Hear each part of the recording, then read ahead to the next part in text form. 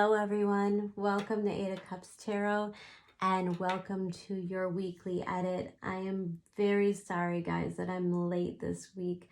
I honestly did sit down for a while, several hours working on the readings for this week, and I don't know really what the reason was, but it just didn't feel right. I couldn't get connected. I couldn't, it was just very restless energy. And I didn't want to put that kind of quality of work out there if I didn't feel it was right. So I took some time, allowed myself to get a little more centered. And today it felt much easier. So I'm super glad I was able to get to this. I was hoping it wouldn't be, a long drawn out process for me.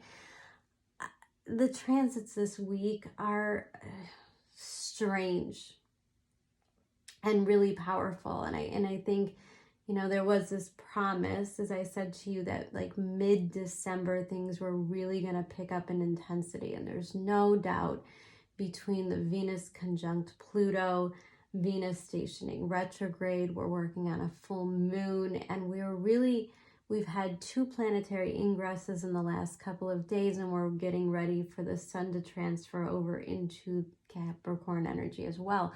We have a lot going on and a lot of like really heavy, big, impactful things. And we even have Chiron stationing to go direct. So, man, it's going to feel hour to hour like situations and scenarios are changing and unfolding in front of your eyes. And I think in a lot of ways, it could be a really beautiful gift from the universe.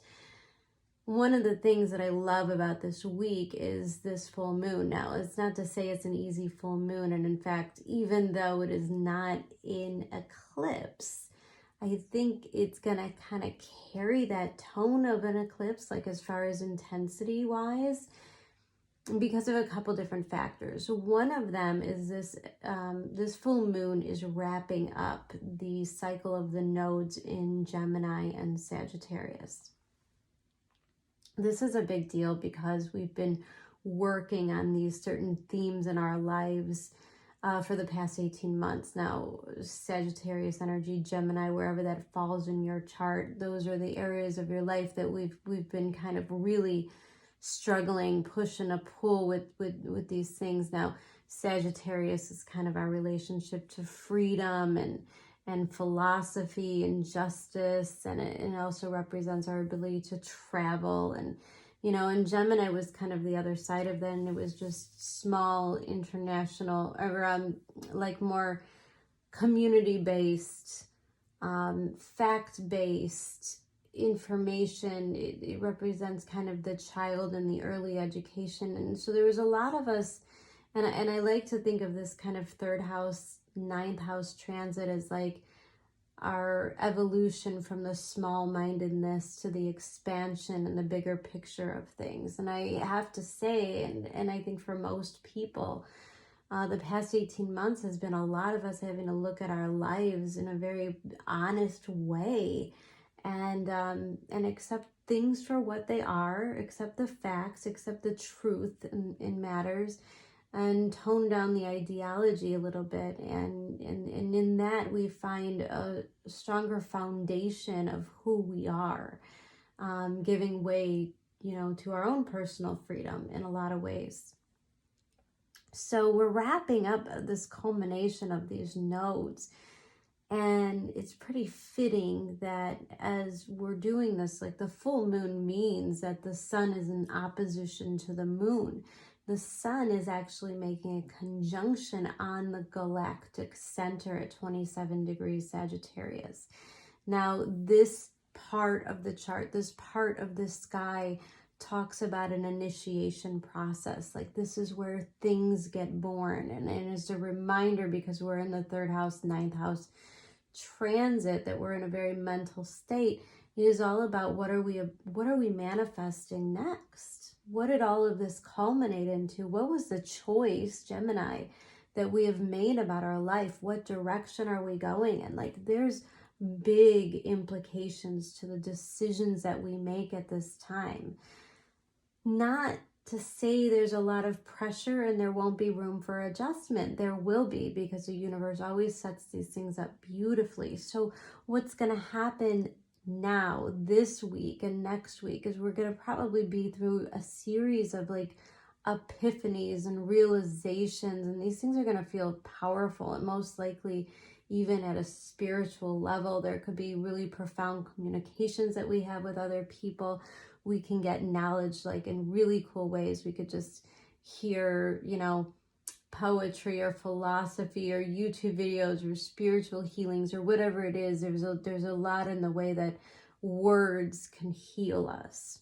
Communication is the route to healing for us. We are going through this interesting dichotomy between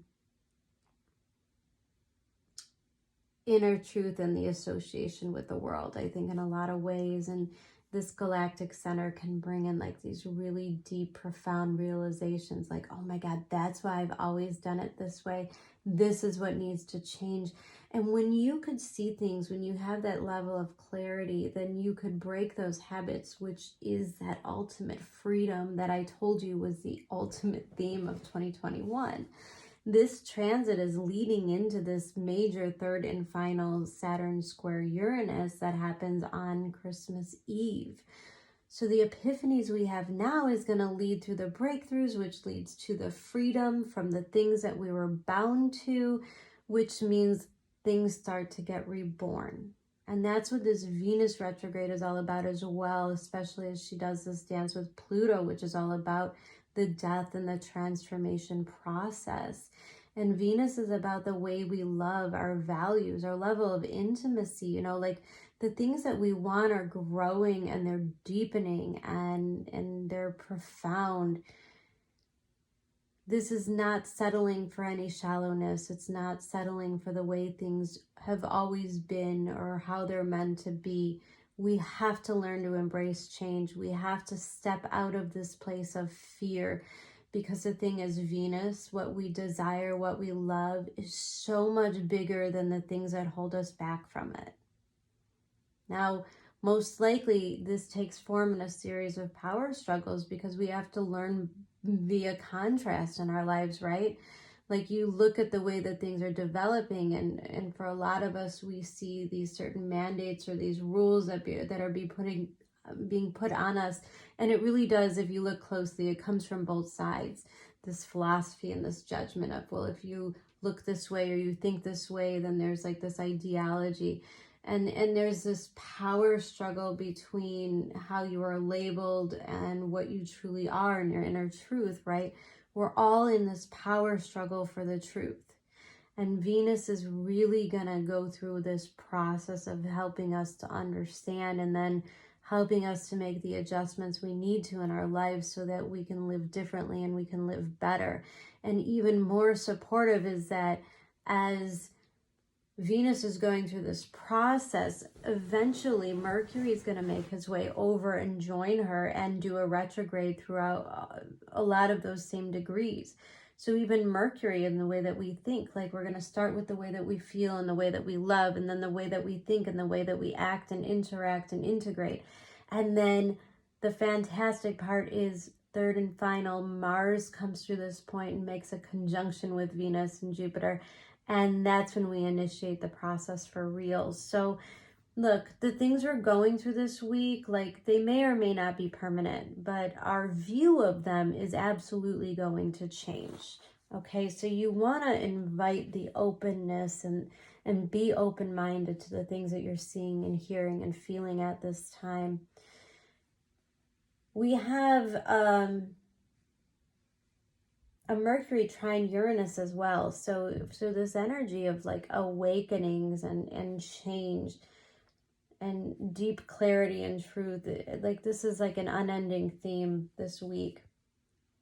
Now, things can feel kind of restless, and we're still adjusting to the way Mercury is going. And we've had a major shift, right? The first few weeks have been a lot of energy in Sagittarius, which is Jupiter ruled. Now we have Jupiter coming to the very end of his cycle in Aquarius. And I think I've talked about this a lot, when the outer planets start to ingress into another sign, there's a feeling of graduation. And sometimes the universe has a way of testing us, like testing our commitment. All right, I put you through this transit. Let's see what you learned. And you have to really like accept the clarity with Jupiter and Aquarius. It's been an interesting transit because we've really had to emotionally detach, right? We've had to learn how to emotionally detach from a lot of things. There was a lot of frustration, a lot of delays, a lot of Saturnian energy. Like we were all up against that brick wall and things were not always working out. And so we had to learn to go with the flow. We couldn't control everything. And this Venus, Pluto is a whole nother lesson of like, your inability to like control is simply an illusion. And when we fight for things, oftentimes we are misinformed in some way, or we don't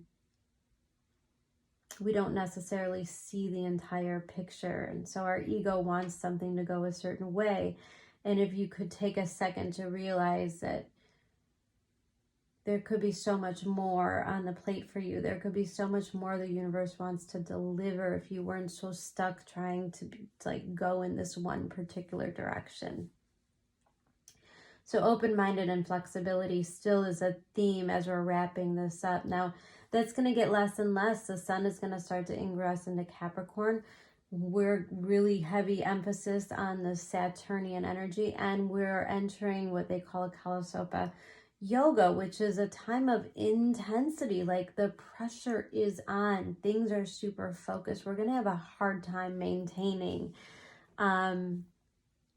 like juggling as much as we do. And I think a lot of this Venus retrograde is going to be the reprioritizing of the things that we value and love, and having to like let go of a lot of stuff that we don't, you know.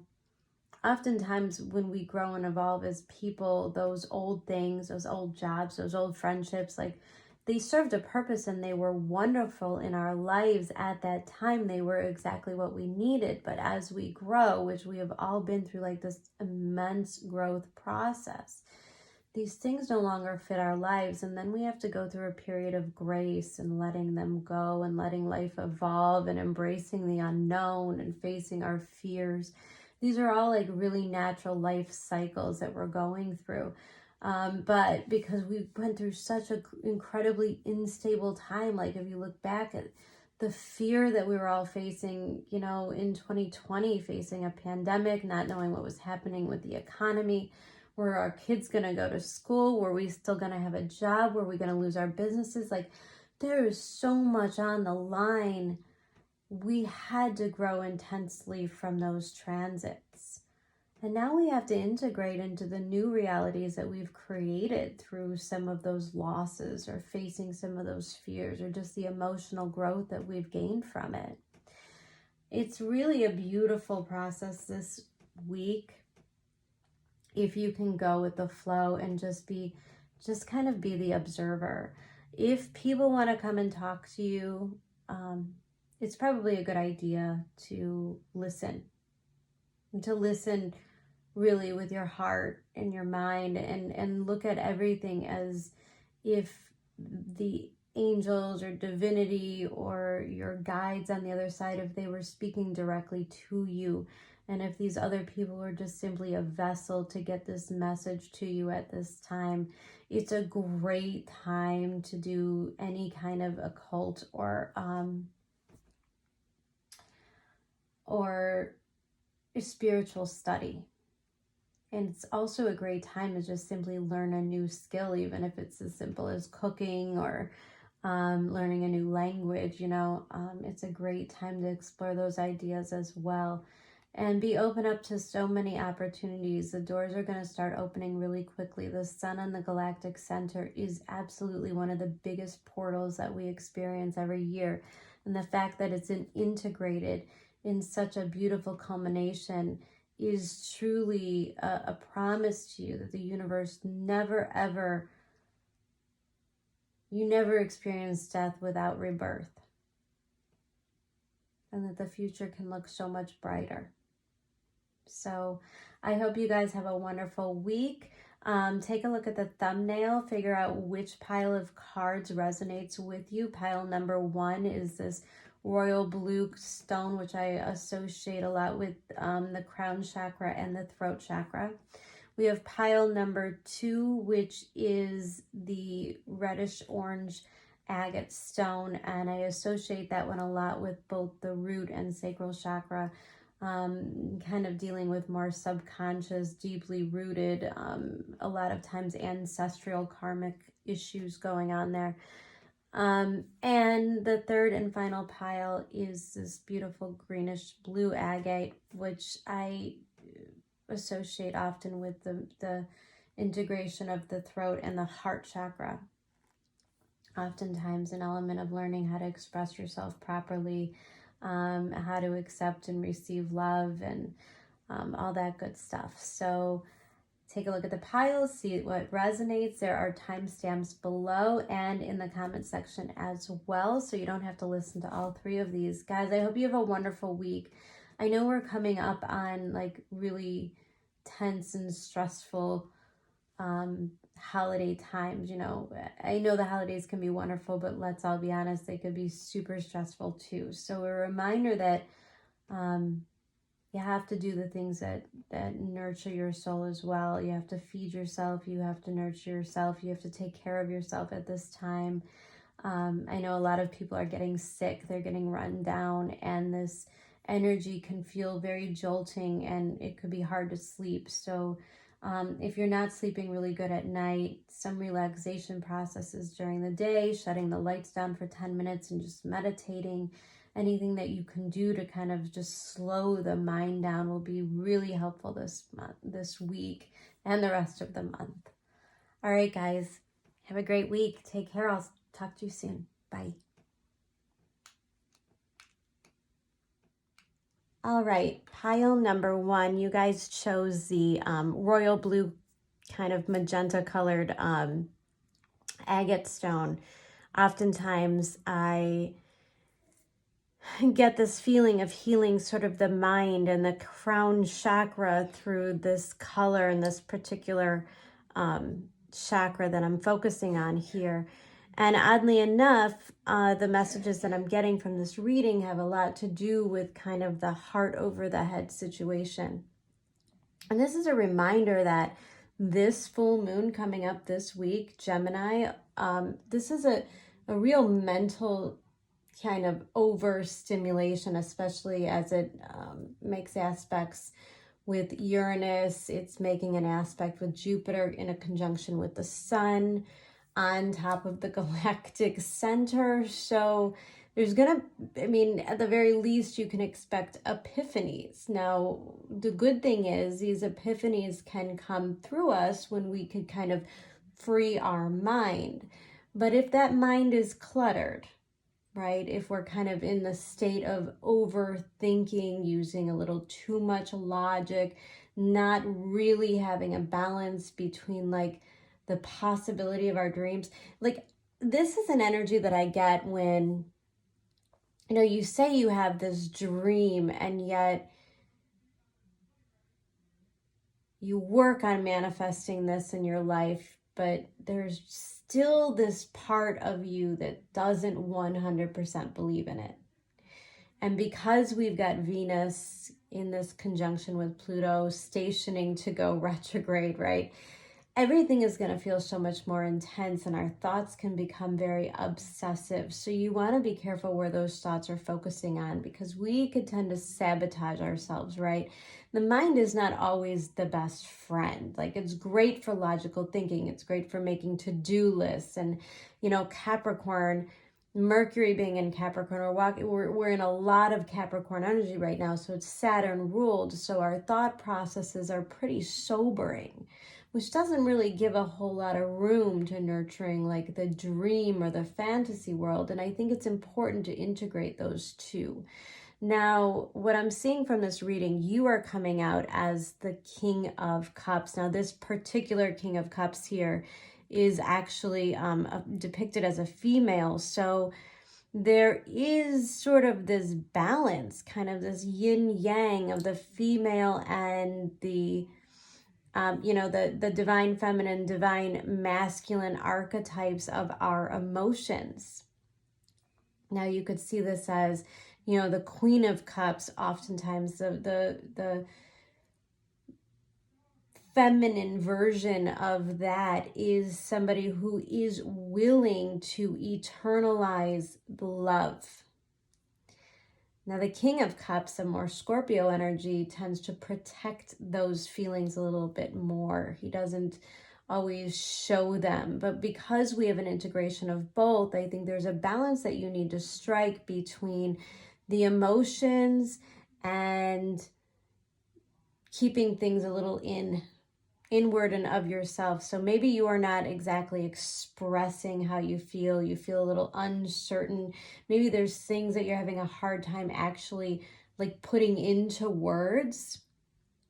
And your environment here is that of the Hierophant. Now, this is grounded Taurus energy. This is Libra. This is Venus energy. And it's a lot about the learning process.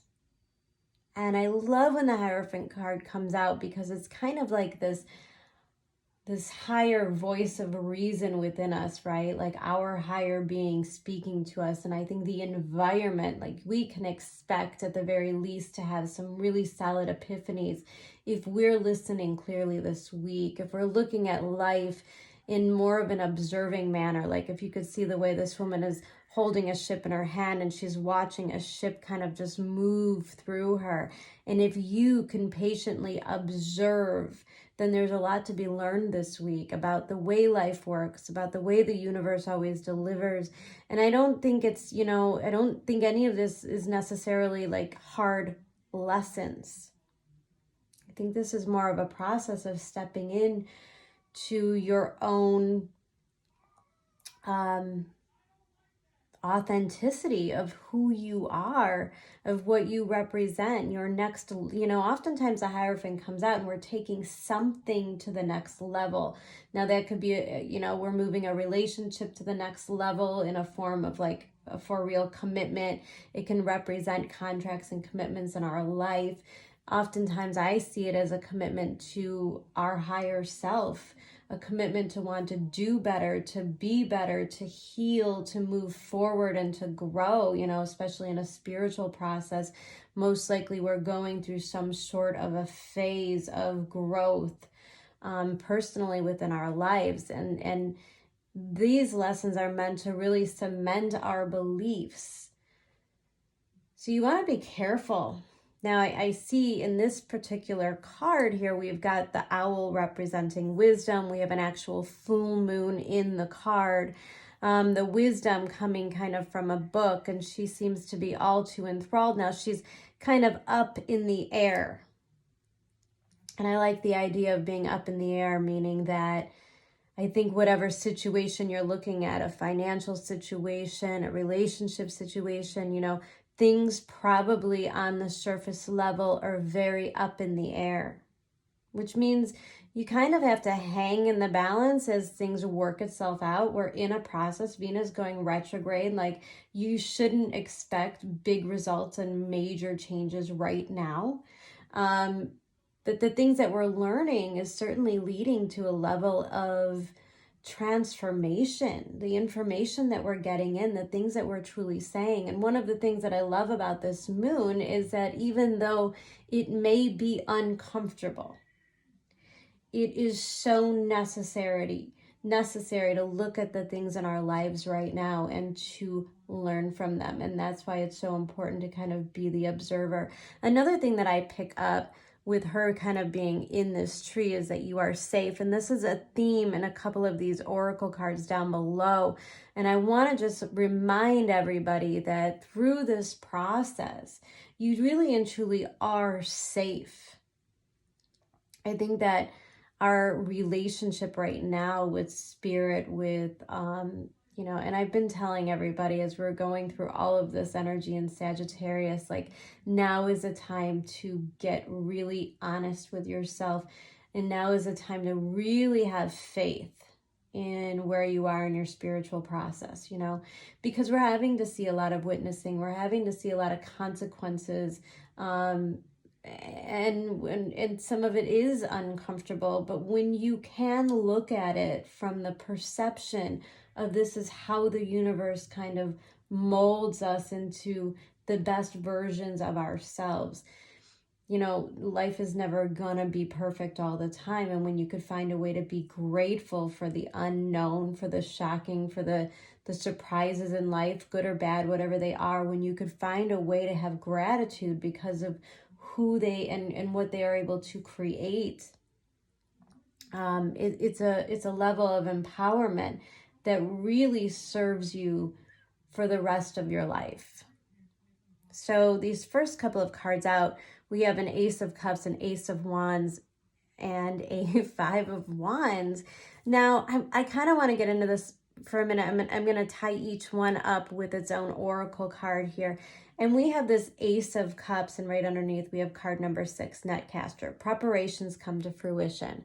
Now, the first thing I want to remind everybody is that we're super close to rolling into 2022.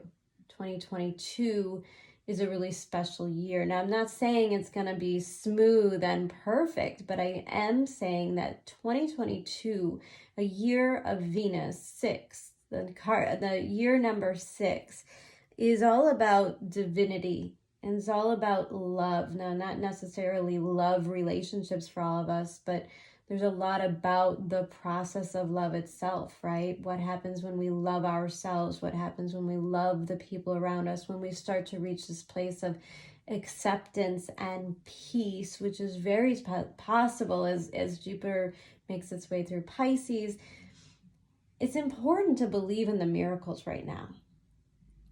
And I'm going to bet that most of you who pick this card, there are very real things happening in your life, very real observations you could have of love in some way. You know, this could be meeting somebody new. This could be starting to fall deeply in love with somebody. But those are always like the external circumstances, right?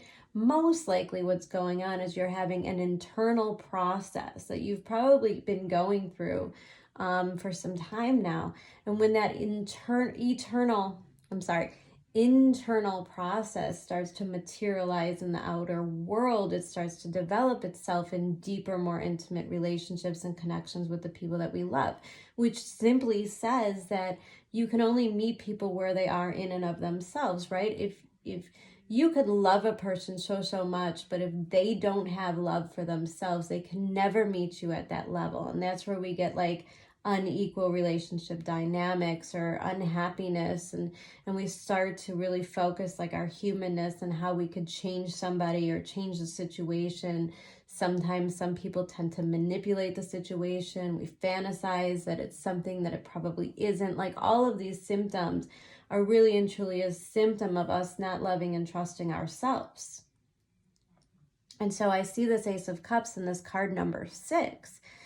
And it is a reminder that you have been doing the work. Now, you cannot come out as the energy of a King of Cups if you haven't done the work, right? This is the highest level of emotional intelligence and stability that you can reach. So, of course, you've been doing the work. So, of course, things start to show up. They start to manifest in the physical world in forms of love and intimacy. Now, along with that, and I want to really emphasize the idea of intimacy, because underneath that we also have this Ace of Wands come to the edge. See, there's like this heart and soul component with the cups, and then the Ace of Wands is the desire. Now, this can take forms in so many different ways, like a whole myriad of ways, right? You know, if you're looking at a relationship, not only is there an emotional attachment or an emotional intimacy growing, but most likely a sexual one as well. Because remember, an Ace of Wands it's an invitation to express ourselves. And what a better way to express ourselves if you are safe and intimate with somebody is through that type of sexual intimacy.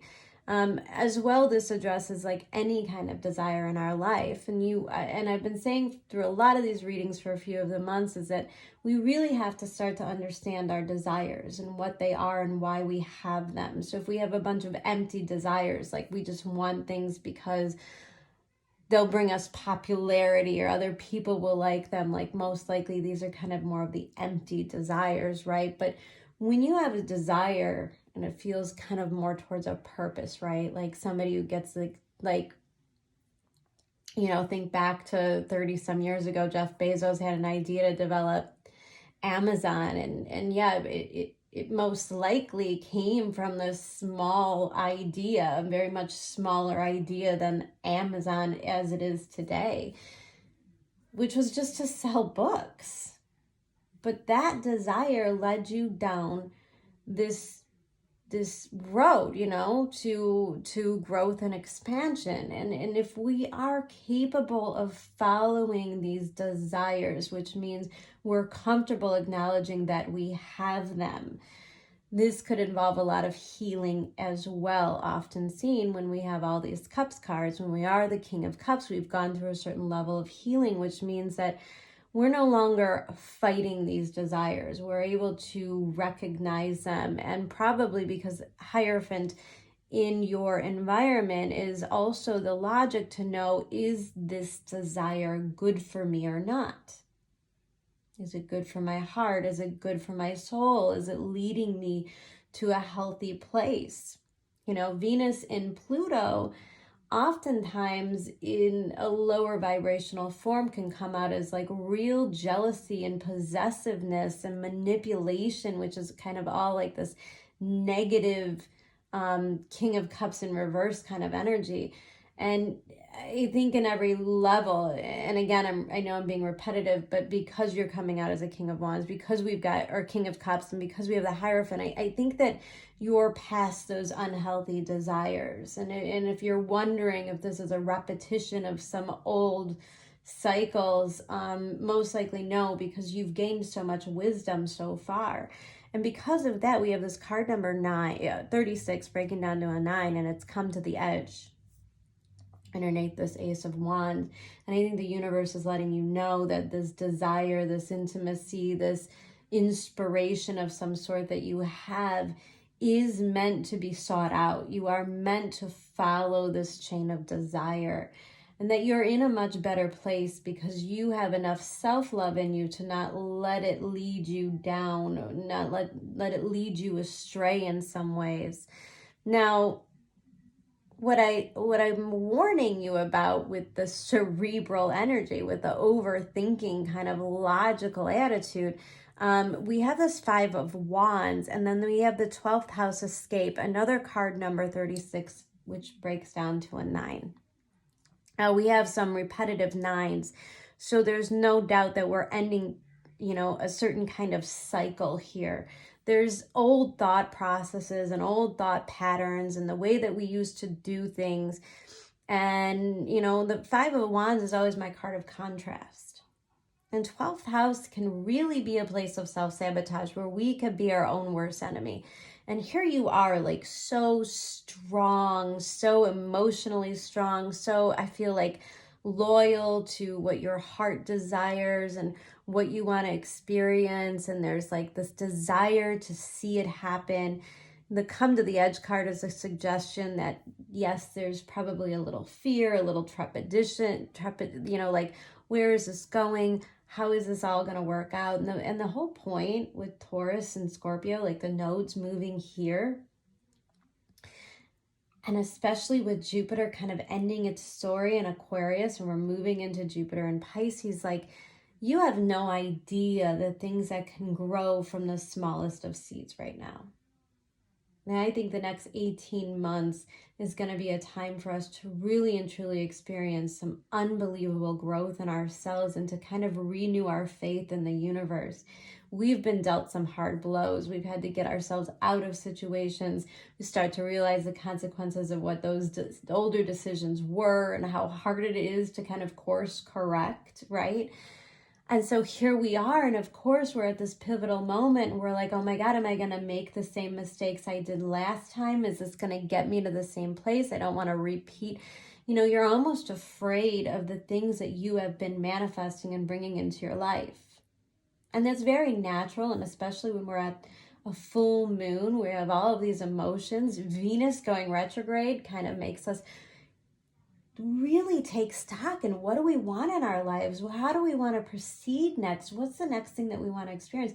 What means the most to us? And so we have the 12th house escape and then the 5 of wands. And I just feel, because it's not major arcana, right? Like my 5 of wands is like frustration and ego battles and like this kind of inner conflict. A lot of times this is where we start to invite doubt, right? Like this is what I was saying. You have a dream, you had something that you manifested into real form, something that has grabbed you at an emotional level and a passionate level. And here you are kind of looking at it and wondering, can I trust this? Do I trust myself? Am I going in the right direction?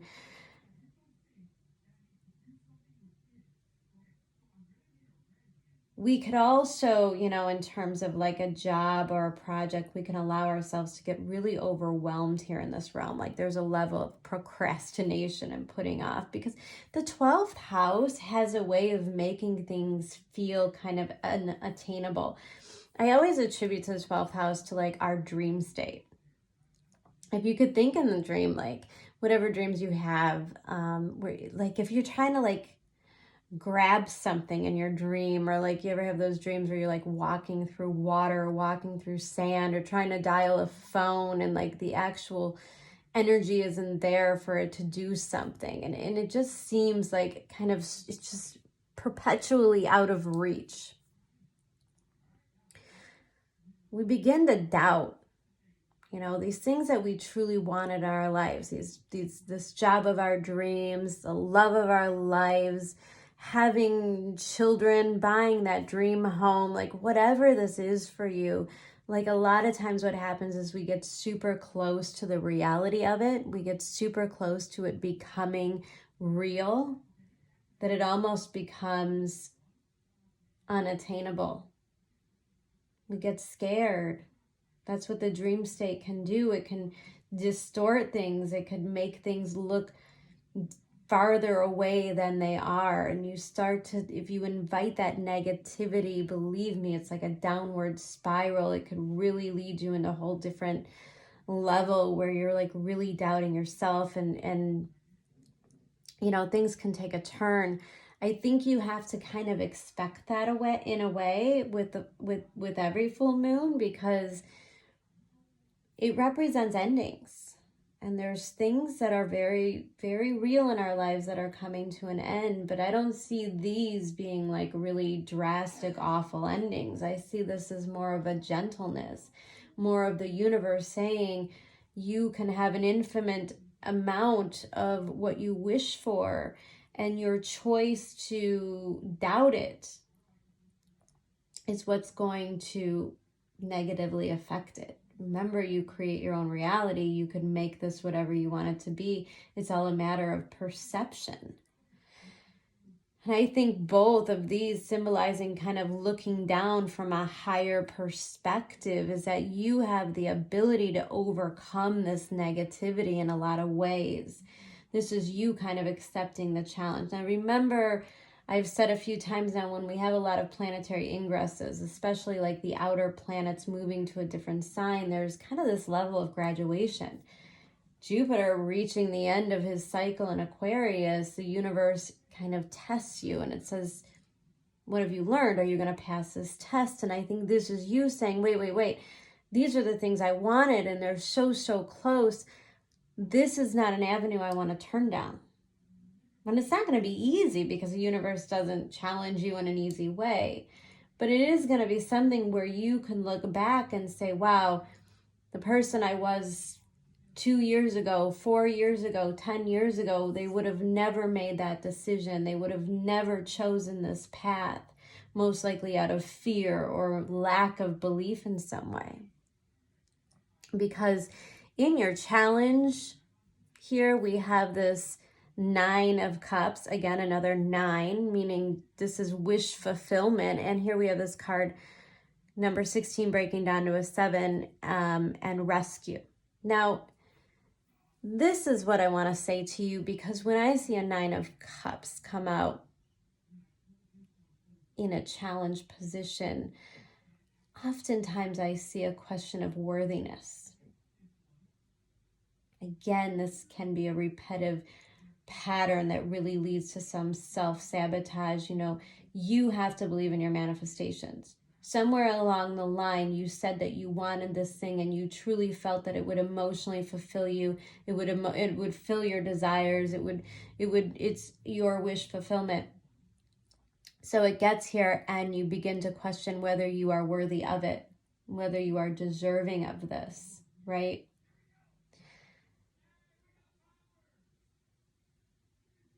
Again, very Jupiterian energy here. Your ability to have faith that the universe will always bring you what you wanted, that you requested, what you worked for. There's something here with this rescue card. Now, again, another example of you being somewhere in a much higher perspective, right? Like there's this person down here that seems kind of trapped and alone. For some reason, I'm feeling like this is an old version of you feeling isolated, trapped, and alone, kind of in your tower. It kind of has that Rapunzel vibe. But here we have this hot air balloon and this telescope telling me that we could view these things differently. Our relationship to our self-reliance, which is another theme of the Hierophant. Sometimes, you know, for example, falling in love with somebody means having to compromise and having to integrate something into your life. And oftentimes we get a little bit uncomfortable maybe in those positions. We get a little uncomfortable, especially if there are feelings like deep within us of unworthiness or undeserving of something, where we feel like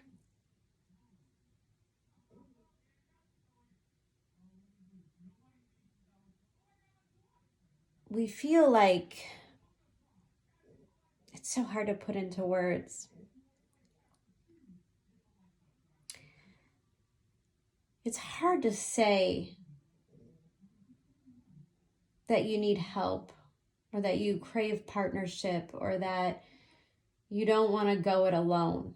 I think there's a lot of pride that has to be set aside, and I do see a lot of ego usually when I see that Nine of Cups.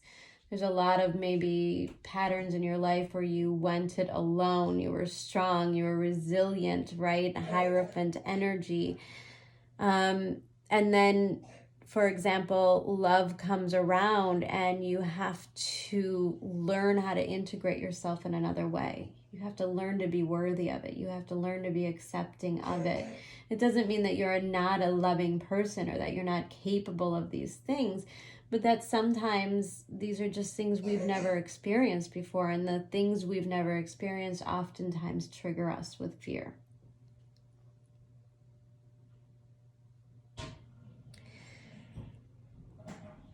I think there's such a level of gratitude if you really truly tap into this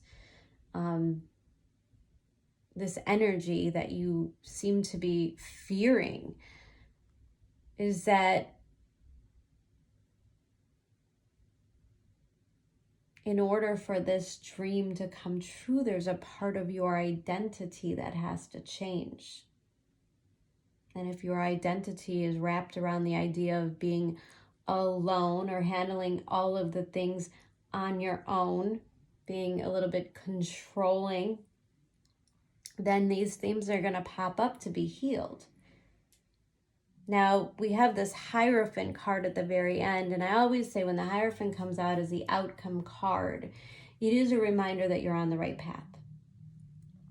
It's also a reminder, like, Taurus energy is very slow moving. It's going to kind of go at the rate that you want it to go at. You're in control. I don't know if you realize that you're in control, because right here, the center of the reading, the current situation does indicate to me that you may feel a sense of not having control, most likely because there's not a solid knowing. There's no guarantees here. There's no solid answers.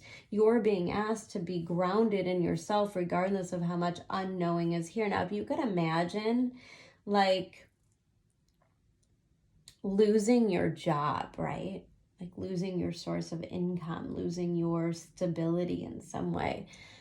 And if you're somebody who has always been committed to the same job, you've had the same paycheck for 20 years, and you're somebody who's just super used to that stability and that redundancy. And all of a sudden, everything begins to feel up in the air. And there's something about how right it feels, even though it is so deeply uncomfortable. And the universe wants you to kind of be uncomfortable. It's going to make you, it's going to push you to be uncomfortable so that you could really, the choice is to believe in the manifestation in the first place. And it's like the universe gives you just enough to believe that it's possible, and yet at the same time, it still remains a little bit unattainable. Now, underneath the Hierophant card is the manifestation card. Your insight is limitless. Trust that your vision is true. Believe that your wisdom and creative powers can manifest what your heart desires. Do not doubt. Your intelligence and resourcefulness will forge your dream into reality now. Look, guys, this is just simply a test from the universe to see where you are and how solid you are in and of yourself. This manifestation, this dream, this seed that you planted is so very close to taking solid form. The last thing that you want to do now is sabotage this with negative thought processes, whether you feel you don't deserve it, you're unworthy of it, it's too good to be true. The fact that you're worried about integrating or having to feel like this, I don't know why I'm getting this feeling of being responsible, because we have the word rescue, right? Like maybe you feel like you want somebody or something like that miracle to come in and rescue you, right? Like the analogy I used about like if you've lost your job, right? Well, the best scenario, the best case would be you walk into a store and buy a $1 lottery ticket and you win, $100,000, and all of a sudden you have enough money to relax and kind of take your time figuring out what you want to do next. Like, right? Like that would be like the best wish fulfillment of all. And yet it seems impossible. And then you're like, well, who am I to even think that those kind of miracles could happen? That spirit or God or the universe or whatever higher source there is does have a role in saving us in some way. But it's not because you need saving. It's because you simply integrated, you asked spirit, you manifested this in, and you've done the work, you've done the growth. Remember, no matter how much you think that this is luck or this is miracles, really and truly, this has been you wrestling with yourself, releasing fears and negative thoughts so that you can truly manifest in the miracles. When we believe in them, they happen. That's how we develop a relationship with spirit, which is our greatest gift. Beautiful reading, number one. I do urge you to kind of face your fears over the next week or two. Don't be afraid to say the things, to express yourself, to stand up for yourself. Don't be afraid to ask for what you truly want and desire. And do not allow fear or doubt or any kind of triggers to the ego put a negative tone onto how far you've come with this manifestation, because it's really amazing. It's really beautiful, guys.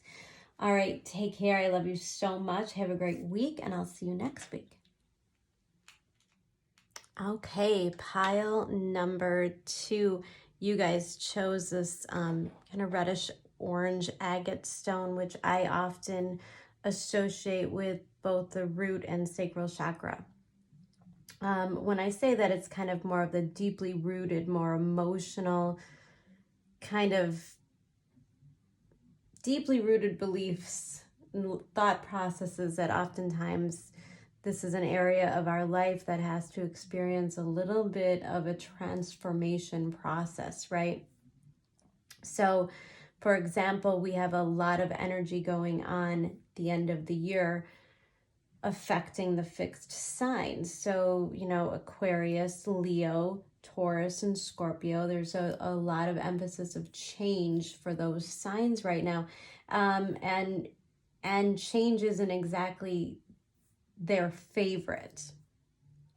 A lot of times we are easy about change in our lives. If it's something that we've been wanting to do, like say you want to move, you want to have a new house, or this or that, then of course we would welcome change. But when they're not necessarily going the way we want it to go, change can be a little brutal. There are people, I've known people, I have a lot of Taurus energy in my life, and I know one thing is for sure, they don't want to be told to do something they don't want to do, right? That's not the kind of thing that's going to motivate Taurus energy. So honestly, if it's not something that you've been desiring, then change is not so easy to come by. It's not such an easy experience. Now, you are coming out as a King of Swords this month, and what I like about that is it is a reminder of your ability to sort of emotionally detach. That's my favorite thing about a King of Swords, is that he's so strategic and he's so logical. Like, he could truly make sense and then implement change in a lot of powerful ways, because his ability to perceive things from a higher perspective is so strong. It's the ability to kind of see the bigger picture. Now, I know a sword isn't necessarily a Sagittarius energy, but it does sometimes speak to me of Sag's ability to have kind of like that brutal honesty. And because it's coming out as a king, there's a level of mastery here. Oftentimes I see when somebody pulls this card that there's a level of self-awareness, a level of observation. If you could see in this one, he's got a kind of a bird in his eye. And I love that, because it kind of symbolizes what's going to happen with this Gemini full moon, as it makes an opposition while the sun, that's what makes it a full moon, is the sun is in opposition. The sun is also conjunct the galactic center in Sag. This is a really powerful placement. I have a feeling this full moon is actually honestly going to feel a little bit more eclipsy as well. It's kind of closing out the last 18-month cycle of the nodes being in Gemini and Sag. So this is a graduation point, and I like that the last, both two first piles have come out in Kings, because it is a level of mastery, and this is something that we've been working on, and your ability to be a little bit more strategic, a little more honest with yourself. I think that's really strong. Now, in your environment, we have this card of Judgment. And Judgment often represents sort of the awakening. So I would expect some of the epiphanies coming in now to be extremely powerful. These are life-changing epiphanies, life-changing ideas, and they can come from a lot of different ways, from listening to YouTube videos, from reading a book or listening to a podcast, from conversations with loved ones. But I think, really the Judgment card is when something deeply resonates with us and we begin to trust it. When we reach a final decision on something, but it's like that level of surety that that once you make this choice, there is no going back in a lot of ways. It does also symbolize the idea of sharing your opinion or your judgment with others. She's actually kind of trumpeting her voice out. So it's about being heard. And I think that's an important element that your environment might be very telling. Like I said, you'll be hearing things, reading things, like you have to be so open and observant in your learning. It's important to be fixed in yourself, to be strong in yourself and who you are and what you believe in, your morals, your ethics, like all of that. But at the same time, you have to understand that the universe tends to deliver the lessons we need in the time that we need them. Now, I'm going to kind of go through each card and then talk about the oracle card that came out to clarify them, which I thought was really interesting.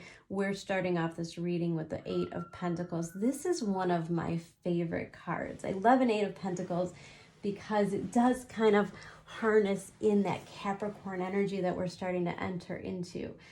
There's such a groundedness in this. There's such a repetitive something. It's something about like kind of honing your craft. I think it says a lot about a process that you've been working on for the last several months, maybe for the last couple of years.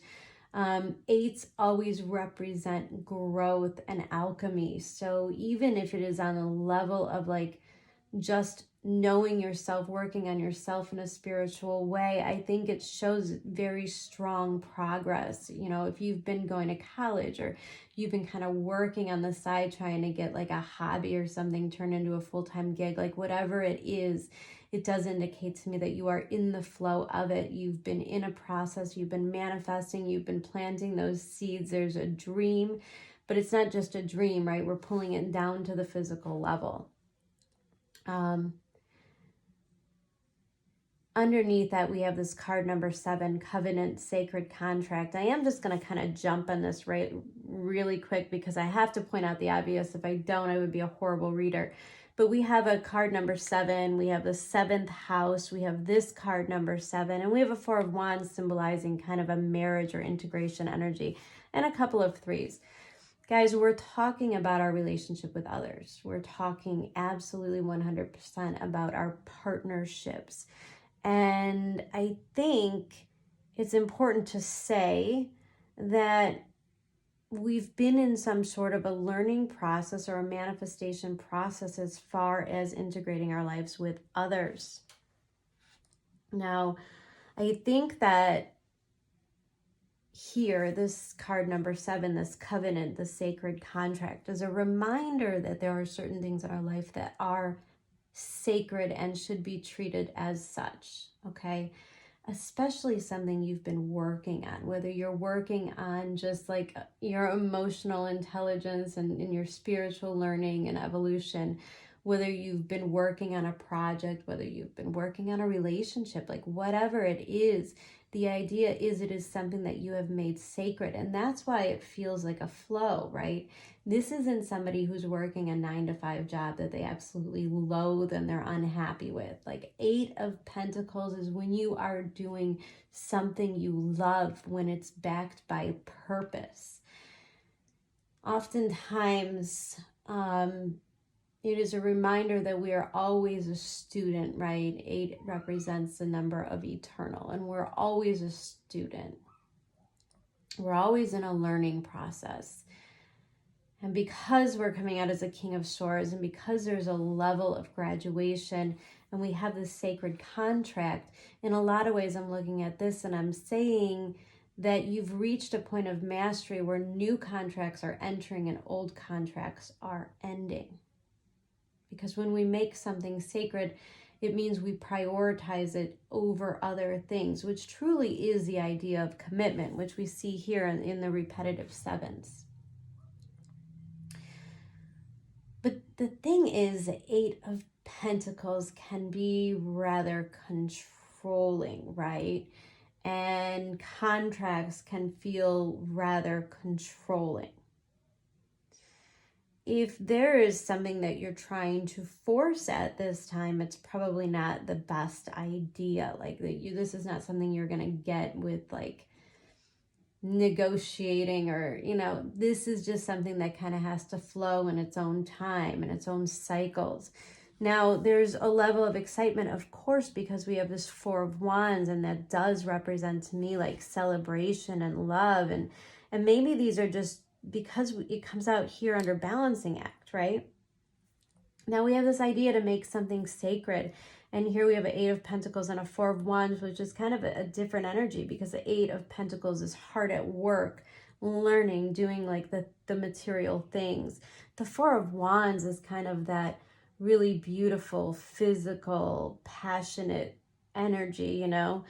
This is like the idea of working hard or going out and celebrating with friends. This is maybe a more traditional side of relationships. And then the other side of relationships, which could be a little bit more unconventional, a little bit more on the fiery, desirous sexual realm than on like the everyday hard work ritual kind of stuff. This is a reminder that everything in life needs balance, that there is time for hard work and there is time for play, and that both are such an integral part of our lives. Now we have this sacred contract, and I'm just wondering if you are associating the hard work, the everyday stuff that we have to do, the learning process to get to the things that we desire. How much can we sacrifice in order to reach that level of happiness?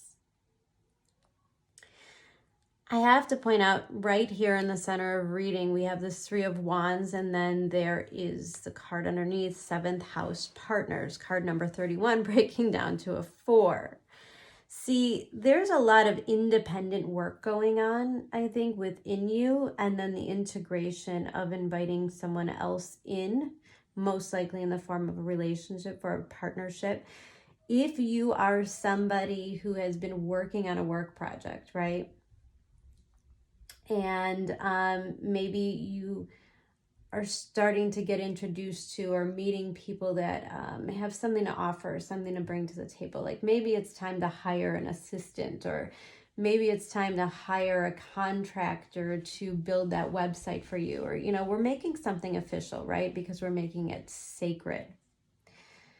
And the thing is, when we start to work hard at something, like I have been having this experience lately myself, because there's a lot of things I'm working on, and it demands a certain level of energy and commitment from me. And so in those times, I'm often like realizing that even though I love this, there's also a part of me that wishes I didn't have to put so many hours into it, or so much work, or it didn't take so much time. There's a sacrifice that we have to make, right? There's a sacrifice that we have to make in order to achieve what we want to achieve, whether that's relationships or work. And of course, the hard work isn't sexy. It's not desirous. It's not the fun stuff. It's the foundational stuff. Even in relationships, it's having the tough conversations. It's expressing ourselves. It's building boundaries. It's like all that Saturnian stuff. It's about honesty and morals and ethics, and, you know, a more grounded version of ourselves. And then of course, like there's that more sexual, fun, adventurous side. So it's a reminder that both things are brutally important in our lives, and that we cannot overextend one and deny the other and expect good results, right? Now, I do feel this 3 of Wands is often a card of waiting. Now, it doesn't ever indicate to me that something's not happening. It just means that right now it is not in and of alignment. And you have to wonder why, if you've been putting so much effort into something, are you not seeing the results quite yet? For some of you, you may be getting an indication, right? Like we're talking this Sun conjunct the galactic center. There could be a lot of epiphanies that come in that make you be kind of brutally honest with yourself. What am I doing wrong? How am I inviting negativity into this? What is the blockage? You know, this could be like a creative block. Maybe there's something that you love and you just can't quite get into it, which oftentimes means there's kind of some kind of self-doubt deep down, some kind of an unmet desire or an uneasiness. And, you know, we kind of have to look at these things, and we have to understand, King of Swords, like we need to be pretty zen about it, that these are all learning lessons, that nothing is destroyed, because these things are sacred, because they're safe, because they're part of our karma and part of our purpose, that eventually it will all work itself out. And when we have seventh house ruled by Libra, it is about the balancing. It's about all of the things in your life being as equally important and balanced. I think in one of my last readings, I told you a story about being in a business meeting, and we're kind of looking at the circle of life. It's kind of like the zodiac wheel in a way, like each house representing a different piece of ourselves. And if one of those houses are way off balance, often they are in our lives, we are invited to kind of re-establish them. And life kind of moves through those cycles. And we have to see that like both cycles, all things are super important. Now we have this Three of Pentacles in the challenge position. See, I just see a lot of this maybe struggle to integrate with others for some reason. Some of you, it may be trust. Some of you, there's definitely some trust issues going on, which is causing kind of this delay in what you truly desire. Like you have this vision and you know it's happening. Like there's real potential in front of you with the Three of Wands. There's a growing desire, but Three of Wands also knows timing, the importance of timing. And if things aren't happening and you're not in the flow, most likely there's something that needs to be healed. Now, I like a Three of Pentacles energy. I don't like it in a challenge position, because that means that you're having a hard time collaborating or trusting others or trusting universe, trusting how it's working. And one of the things that I thought of, and I don't always get it when I look at this card, but I kind of saw this guy looking at this woman, and then kind of this other woman over here on the side. I know, and I'm really not feeling like third party energy, even though we have 2 3s here. I'm not feeling that.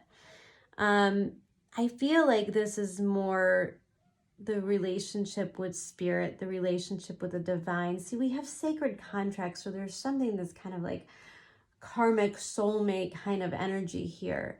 Like this is a promise that it is yours, the thing that you want, the thing that you desire, the process you've been working on. Like there's a promise from the universe that it's yours. And the fact that you're waiting may be uncomfortable. And this is where we start to develop maybe trust issues or doubts, right? We have this Three of Pentacles, which tells me that like the spirit is kind of working on it with you, right?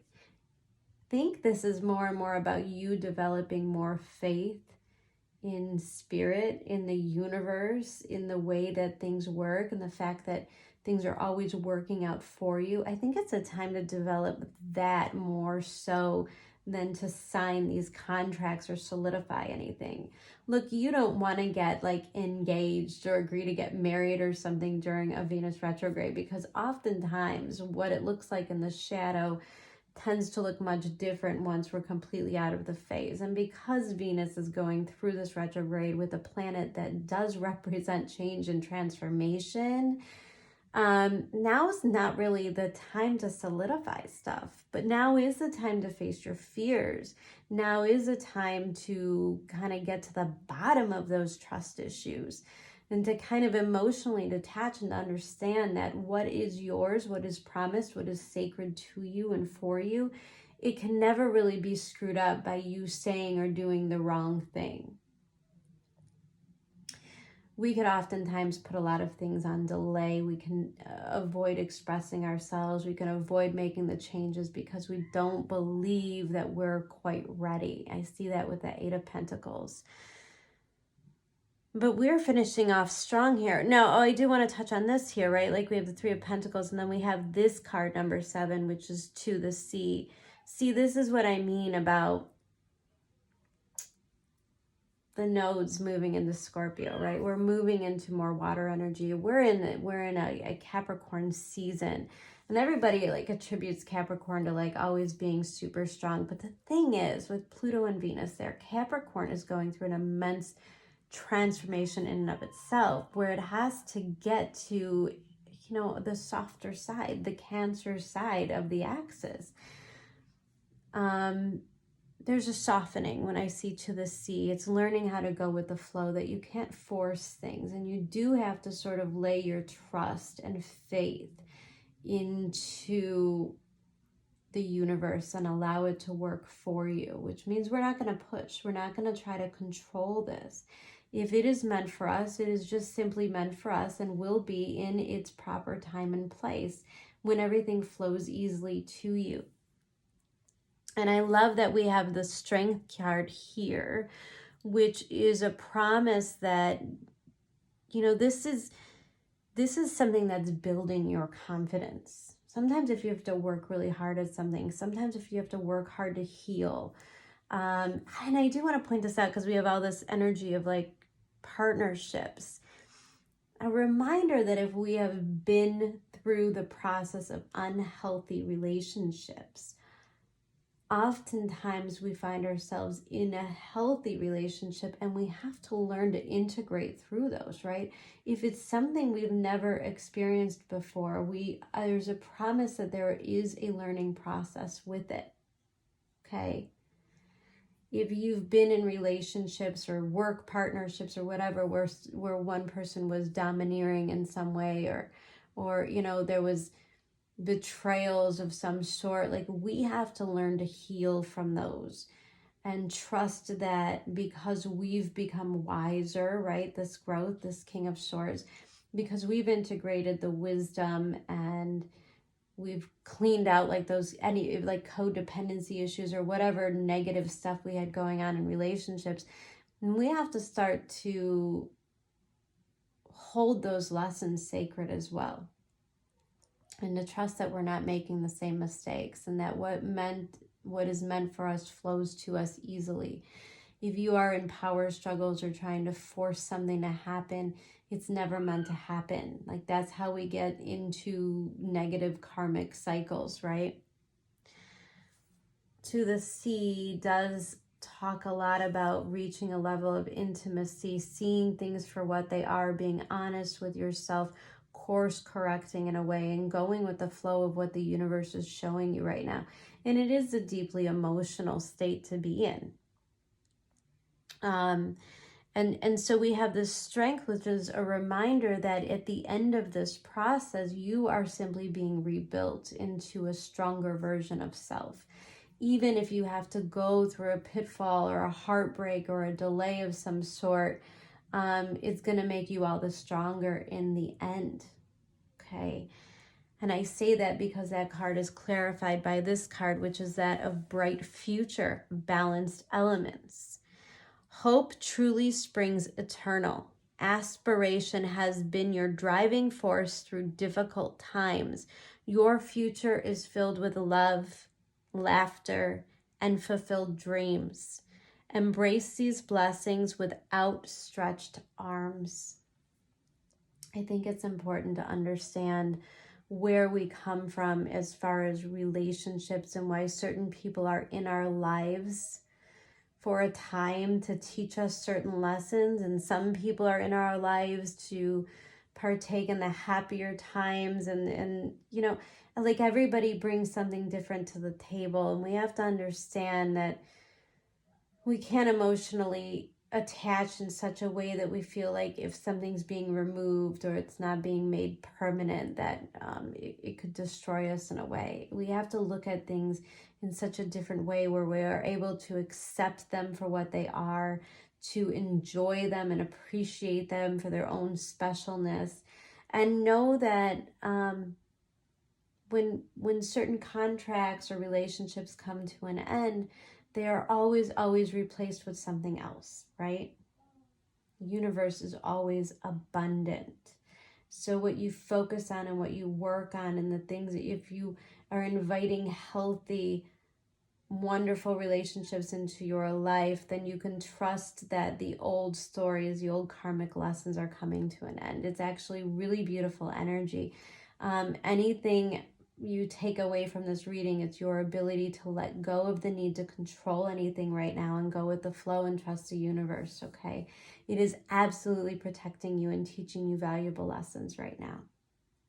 Remember to maintain balance on every level, emotionally, a balanced diet, a balance of physical activity with mental stimulation. Like, all things are important in your world right now as far as balance. And you have to be able to express your needs as well. Ask for help, right? Because the Three of Pentacles oftentimes represents a third party, a work associate, and an employee or an assistant in some way, and it might be hard for you to ask for help because it leaves us in a vulnerable place, right? And you're being asked to be vulnerable at this time, for sure. You're being asked to work on that side of yourself so that you understand how those relationships and that reciprocity works. Awesome reading, guys. I hope you have a wonderful Gemini full moon and a wonderful week. And I will be catching up with you one more time before the Saturn-Uranus square and Christmas time. So much love. Take care of yourself, and I'll see you next week. All right, pile number 3. You guys chose a beautiful green agate stone. Oftentimes I associate that with the throat, both the throat and the heart chakras. I think that when you pick this color, the reading is generally about your ability to express yourself from an authentic place, maybe a little bit of a discovery of your heart in some of the reveals that will come through with this Gemini full moon energy that we're experiencing. Now, I love that you're coming out as the King of Swords. In this particular deck, there are 2 different King of Swords, both a male version and a female version. Now, you have chosen the female, or the more feminine version of the King of Swords, which makes it a little bit of a bonus card, a little extra special. Now, I do have to say pile number 2 did choose the King of Swords. Now, the thing about this King of Swords in particular that's so different, that instead of yielding a sword or a weapon, she's actually holding a threaded needle in her hand, kind of pointed towards the sky. And to me, that represents 2 very different energies. And I've got this 2 of Cups here and the 2 of Pentacles.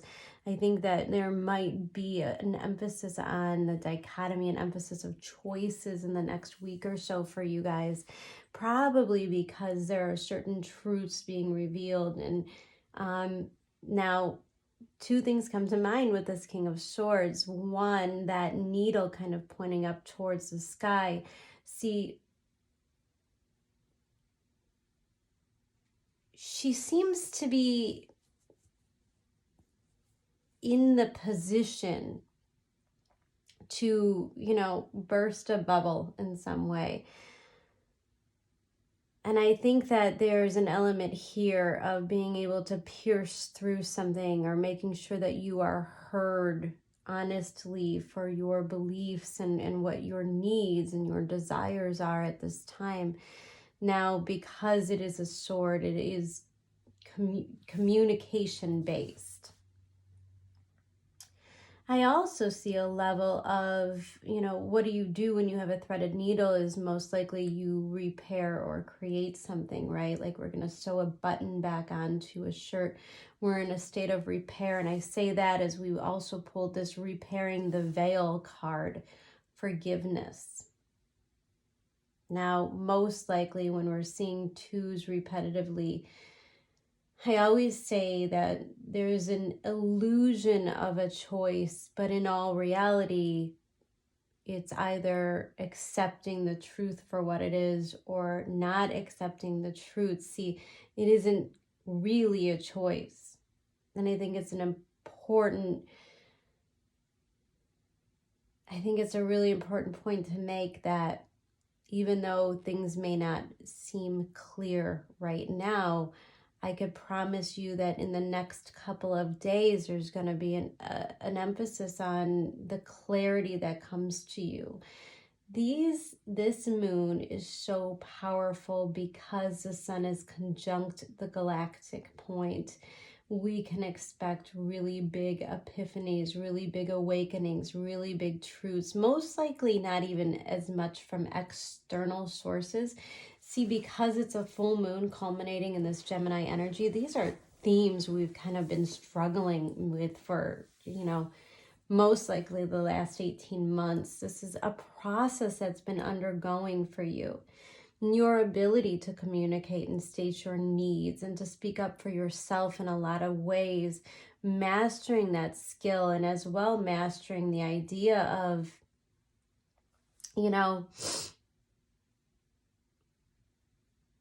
being clear in our communication, looking at the facts and accepting the truth, right? The whole nodes in a square to Neptune the entire 18 months has kind of been like our ability to crush our illusions. And sometimes we build those illusions or those fantasies. We hold people up on a pedestal. We want to believe that they will live up to their particular potential or whatever it is that we see in them. And then there comes a point in time in which we have to accept the real and honest truth. And because your environment is that of the death card, it does indicate to me that there are very real endings and transformations going on within your life, within the people around you, and most likely in your partnerships. There is a death and rebirth process. We have to put a lot of these old stories to bed, right? And Gemini energy, like this whole time, it's been all about how are we going to write the story? And I think it's really important to look at things honestly and truthfully. Like if we have been lying to ourselves in any way, and we do that, we justify that. Look, a lot can happen during this Venus retrograde. Most likely it'll be a lot of truths about who we are and how we operate and what our deeper motivations are in life. And a lot of times we can lie to ourselves. We can try to convince ourselves that we could be happy here. We could stay here. We can keep doing this thing because the familiar is less scary than the unknown. And it's scary to let things die. It's scary to let things transform. It's scary to invite that level of change in your life. It's hard to leave a relationship, even if it was based or rooted in levels of unhappiness from the very beginning. There were still happy times. There was still your own individual growth within the relationship. The relationship itself is sort of its own story. And anything that we're preparing to or walking away from in our life, even if it is a miserable, horrible situation, will have a level of hesitancy in how we proceed. Now, the first card out is this Two of Cups, and right below it we have the card of the soulmates, right? Card number 41, breaking down to a 5. So, to me, this represents the idea that there's a very significant situation in your life, most likely a significant partnerships of some kind, most likely also of a karmic soulmate nature. This is somebody that you built a life with, shared resources with, business partners, best friends, somebody that played a large and important role in your life. And most likely these are the relationships that we have, and that when they end or when they transform and change, we are changed with them. Oftentimes these types of relationships come with pretty heavy karmic lessons, right? Sometimes soulmates bring us healing and gentleness and beauty in our lives, but sometimes a soulmate can really put us through the ringer, because it is meant to teach us to stand up for ourselves or to take our power back, and whatever lessons it is that we're meant to transmute in this lifetime. Often soulmates are kind of sent in to do the dirty work. Okay, even if it is the most beautiful of soulmate relationships, doesn't mean there isn't an expiration tag on them. A lot of times you could have really beautiful, profound relationships with people, and once the lessons or the missions that you were meant to accomplish with each other are done, the story is simply over. We are meant to evolve and move on to new partnerships, and that's so painful to think on a human level, like in our compassionate state. We go about making some really big promises, you know, like we believe in the state of marriage, and that's fine. Everybody should believe in whatever they believe in, of course. But you get to a point where you realize that we're living a lot longer than we used to live when these ideas were introduced. We weren't spending 100 years with somebody. You know, we're meant to grow. We have opportunities to grow and integrate many different soulmates in one lifetime. And that doesn't mean that a soulmate is less significant because it wasn't a marriage that lasted for 50 years, you know. It's important to understand the significance of these relationships without putting an emphasis on the time. You could meet somebody in the span of 24 hours or 3 months, and these people can have such a significant, profound effect on who we are and how we choose to live our life going forward. Now, I see here the next card out is the Seven of Wands, and we have this card, repairing the veil, forgiveness. Now, this is the idea that the Seven of Wands is a promise that we're overcoming life's obstacles. And that tells me that this relationship has become somewhat of an obstacle. Now, again, emphasis on the idea of a soulmate or a partnership. This doesn't have to be romantic. This could be a parent or a business partner or a best friend. And simply put, this person has created obstacles in your life in order for you to most likely recognize a contrast in some way and change yourself for the better, right? So for example, if we have a business partner that isn't holding up their end of the bargain, right? Seven of Wands is probably the energy of you having to kind of take your power back, having to stand, you know, in firm boundaries. This is the idea that adjustments are necessary.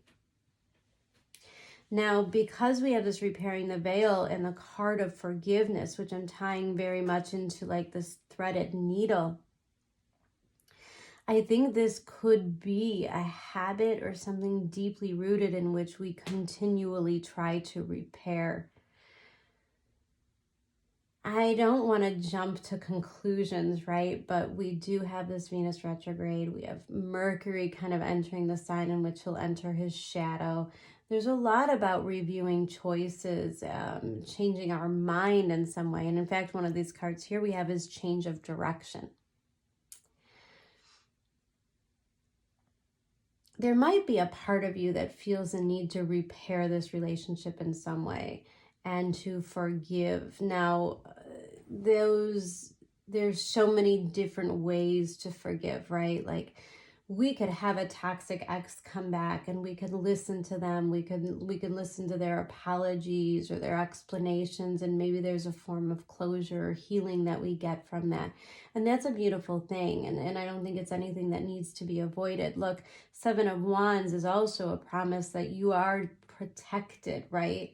So I don't see you doing anything rash or impulsive here, except for the opportunity to kind of heal or to further understand what this whole situation has been about. As well, there's a need to exercise forgiveness in yourself. Sometimes we have like those really awful soulmates and we're like, how could we have ever believed this person? How could we have trusted them in some way? Like, a lot of soulmates can come with the energy of betrayal or disappointment. And there's a really powerful thing you can do when you are taking the form of a victim in some way, right? Now, like, I don't want everybody to get stuck on the victim mentality, But also let's not forget that at times we are a victim. That's a very real thing in this world. People will take advantage of you. People will betray you. There will be disappointments. The thing is, you don't want to stay in a place of blaming others. You want to ultimately reach a level of healing in which you can grow as a person from the experience, and you can be grateful regardless of how terrible the betrayal was. And we get to this place where if we no longer associate ourselves with being the victim, then we can take our power back, and instead of even having to forgive the other person, the forgiveness must go to yourself.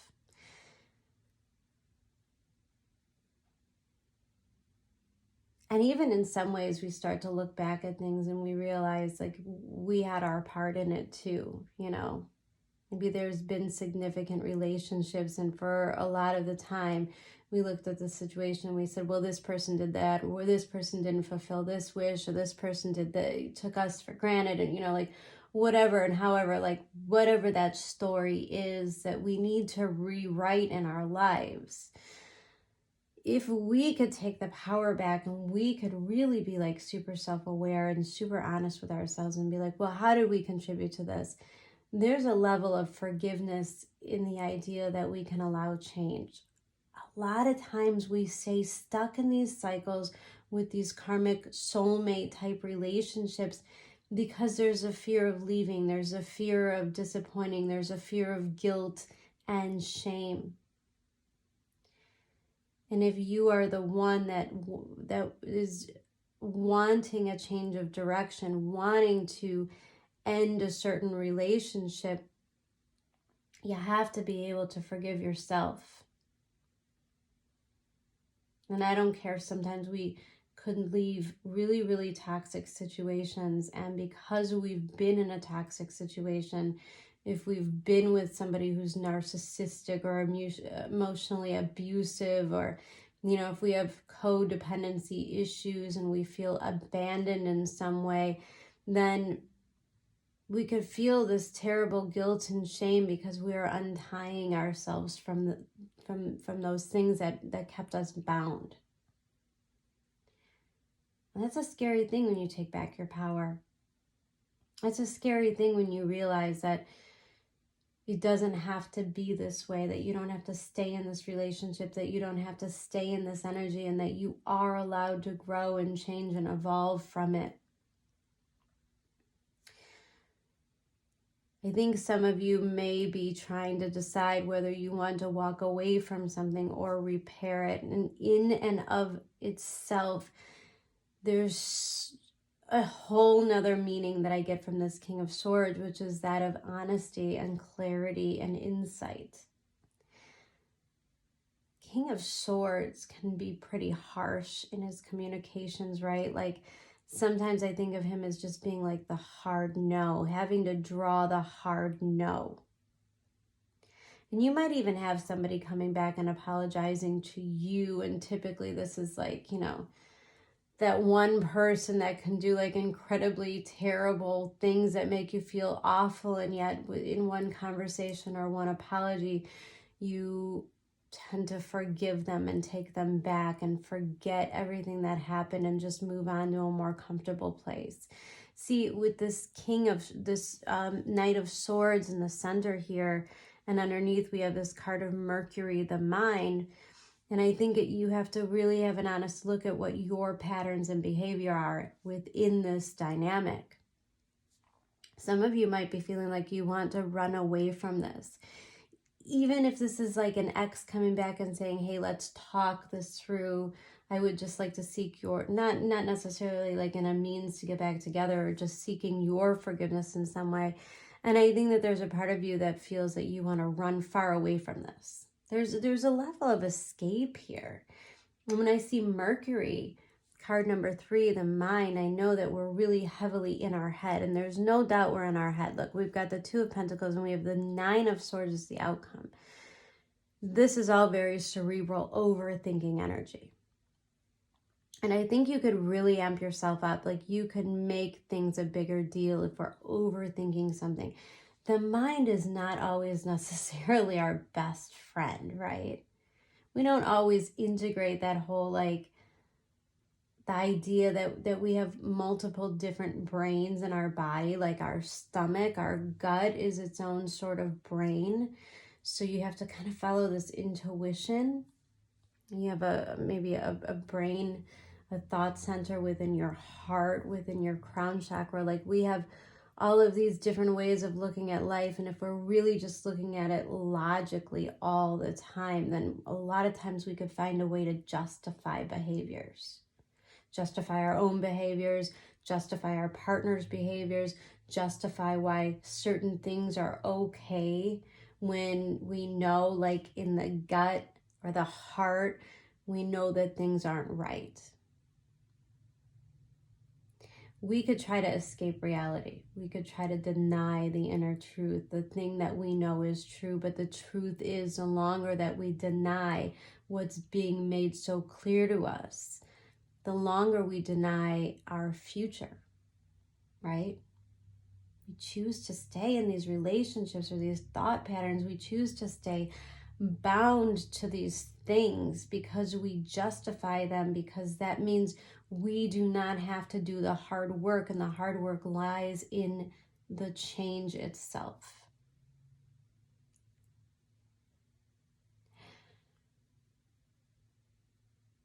If any of you are entertaining two different situations or two different scenarios, maybe there's even like an extramarital affair. And again, these are very Venusian Pluto kind of themed things. It deals with secrets, affairs, sex, things that are hard to look at, you know. And even with finances and money and ethics and morals and self-worth, you know, that's kind of all on the table right now. And if we are straddling between two different things and ignoring the common sense, the logic, ignoring all of the other, you know, the gut instinct, what does your heart say? We could really operate out of a place of fear, and that fear is what keeps us bound. 9 of Swords, where we let the stress and the overthinking take over, the doubt takes over, you know, guilt and shame, like that is all so rolled into that 9 of Swords energy, and that comes from prolonging the inevitable. Now we have the 9 of Swords, and we have this card number 3, Mercury, which is also a card of communication. And again, I'm reminding you that we chose a stone that's kind of in between both the colors green and blue, the heart and the throat chakra. We have to learn how to express ourselves here. That's the most important lesson. And oftentimes we are given these soulmates in order to make us feel strong enough to finally express ourselves in some way. At the very least, there's a very important conversation, but it might be something that you've been avoiding for quite some time, worried about the consequences. There's a level of guilt and shame that you carry for yourself or in another, and therefore it's easier to avoid this than to kind of meet it head on. Now I'm going to tell you, this Gemini full moon, it's not going to let you get away with that. See, this 10 of Pentacles is going to become unbearable, clarified by the card number 10, which represents the end of a cycle, and this card is that of rock bottom. There is no more to the story that could be shown. It doesn't matter how many tarot card readings you're listening to on YouTube. It doesn't matter how many professional opinions or opinions of friends or family members. It doesn't matter how many different perspectives you try to view this from. The truth of the matter is, one thing is very much over. And you know the truth, and most likely they know the truth. And all of a sudden, all that needs to happen is to just kind of to burst this bubble with a sort of honesty, of truth, of clarity. The longer you stay in Two of Pentacles, the longer you try to balance or justify something in some way, the longer that you try to entertain two different scenarios, the more uncomfortable you're going to get. See, you're going through a transformation process, which means you're going to have to commit to the truth.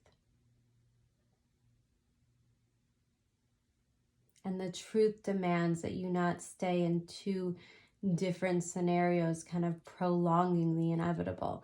The whole thing about it is that you know what is right, you know what is wrong, you know what you want, and you know what needs to happen.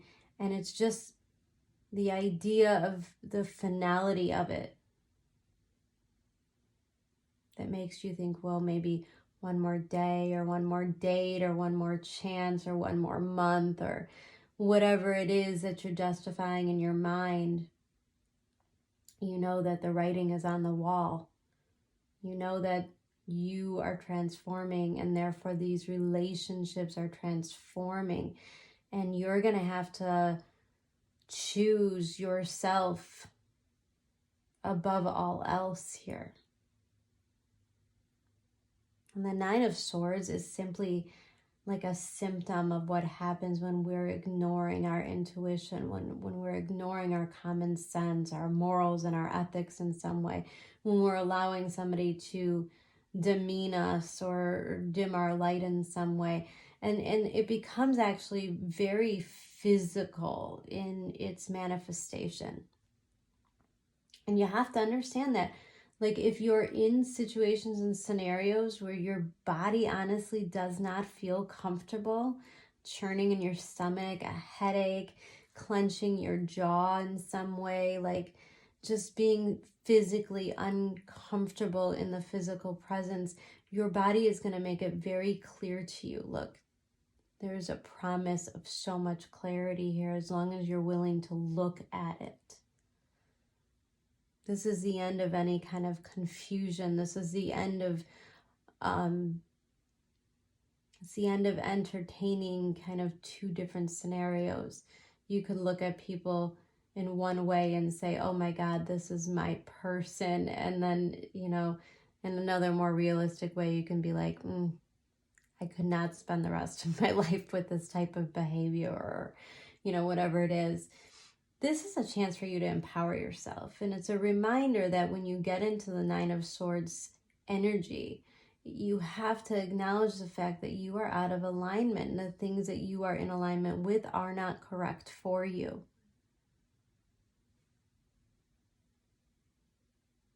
We have this change of direction. Change is necessary and inevitable at this point. And it is in your favor. Your intuition has been alerting you that a change in your approach and outlook must occur. Now is the time to act. Make your move. I really love that. I love how that kind of tied all the cards in together in such a beautiful way. Look, we can't avoid change just because it's uncomfortable, because then we are denying all the beautiful possibilities that come with it.